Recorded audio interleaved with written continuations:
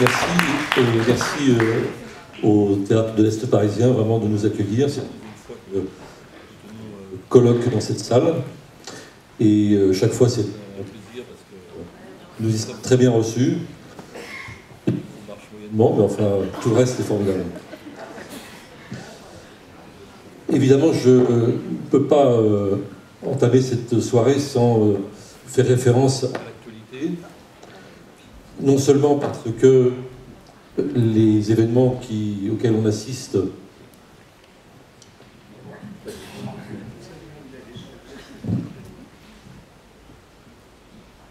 sont gigantesques. Je pense que depuis la chute du mur de Berlin, on n'a rien vu d'équivalent, et peut-être même est-ce au-delà encore.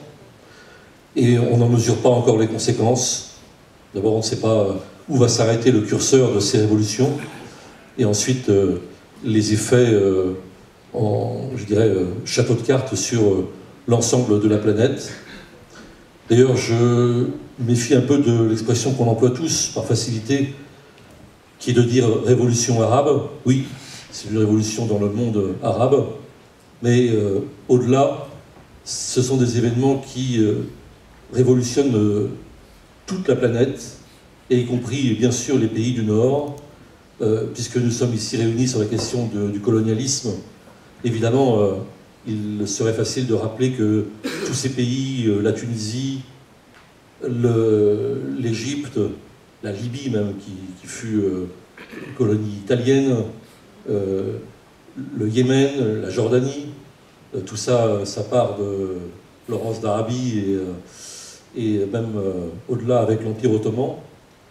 Tous ces pays ont été colonisés, décolonisés officiellement, et souvent tenus dans une situation coloniale ou post-coloniale, car les dictateurs qui tombent aujourd'hui ne sont pas simplement des autocrates disons, envers leur peuple, ce sont aussi des gens qui ont été en quelque sorte les fondés de pouvoir de l'Occident et des pays du Nord, parce que finalement, si on s'est accommodé si longtemps de ces personnages, et dans l'indifférence de ce qu'ils faisaient subir à leur peuple, c'est parce qu'ils maintenaient un système dont les pays du Nord, les pays occidentaux en premier lieu, tiraient profit.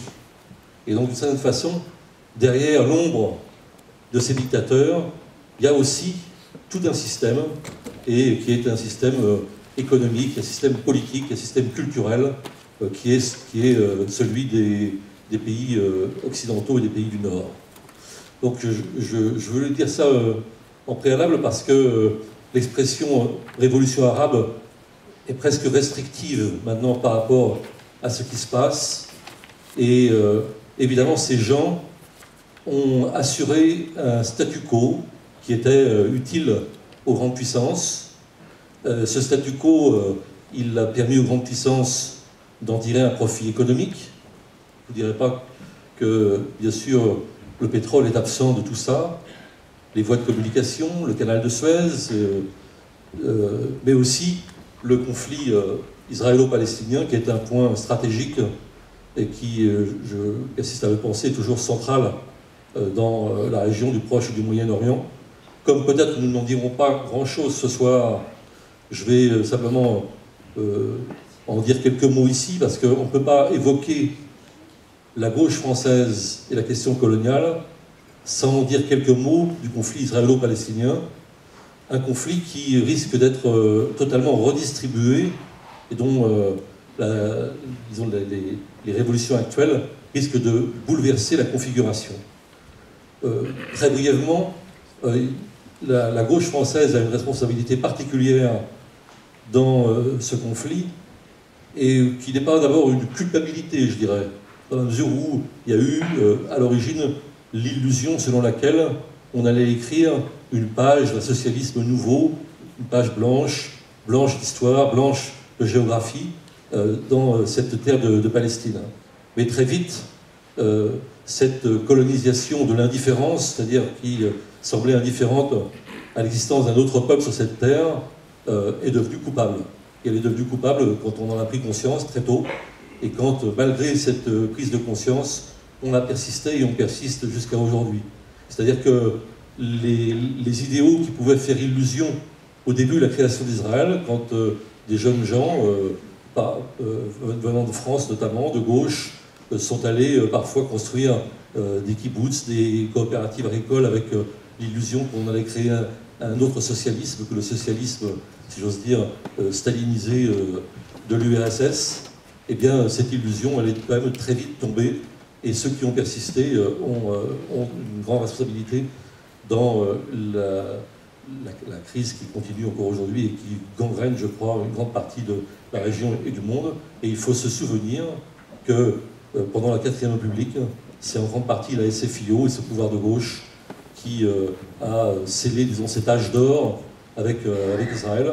Et on trouve encore des traces de cette politique dans le comportement d'aujourd'hui, actuel, des caciques du Parti socialiste, de certains d'entre eux en tout cas. Donc, ce qu'on peut espérer aussi dans ces bouleversements, c'est que la donne, y compris pour ce conflit, se trouvera modifiée, et elle le sera, de toute façon, après les révolutions auxquelles on assiste, ne serait-ce que parce que la Jordanie et l'Égypte sont deux pays qui ont été lourdement aidés par les États-Unis, précisément pour assurer ce statu quo-là, et que ce statu quo, même si on n'entre pas dans ce qui n'est pas souhaitable non plus, dans un climat de bellicisme immédiat, ce statu quo, de toute façon, ne sera plus. Et ça va amener chacun à reconsidérer sa stratégie, aussi par rapport à ce conflit central. Je voulais qu'on ne passe pas cette soirée sans en dire un mot, peut-être d'autres orateurs l'évoqueront aussi, mais ce n'est pas spécifiquement prévu dans notre ordre du jour. Notre ordre du jour, je vais l'énoncer très rapidement et vous proposer le mode de fonctionnement suivant. Je vous propose donc d'abord d'entendre Olivier Lecourt-Grandmaison, qui est à mes côtés, que vous connaissez sûrement maintenant pour l'avoir lu, pour avoir vu ses engagements aussi dans la société française par rapport à la question de l'immigration, des sans-papiers, etc.